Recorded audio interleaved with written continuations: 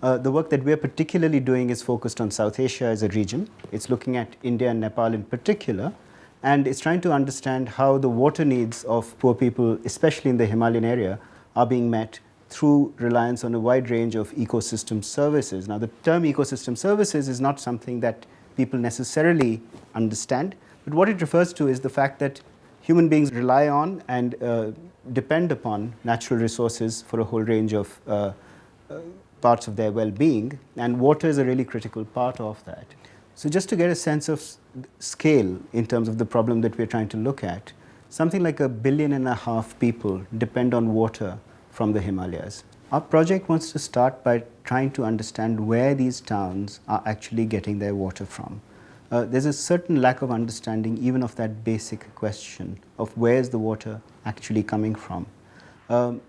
Once we identify those sources, it's trying to understand what are the pressures on those sources of water.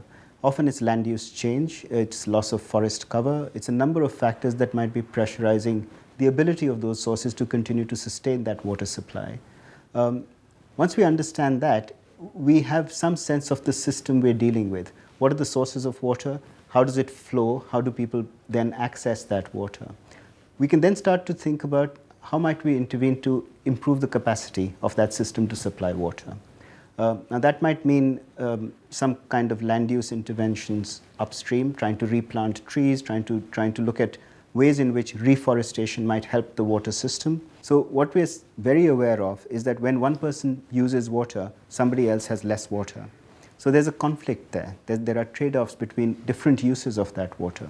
So one of the clearest things that we can see is that those pressures need to be resolved in a fair way so that people who need access to water can get access to water, and water is being used in the most equitable or fair way so that everyone has an adequate share of water for their needs. And you've got to try and balance those needs between the needs of tourists, the needs of long-term town residents, the needs of villagers, the needs of agriculture, all of which are vitally important. So it's a really difficult balancing act.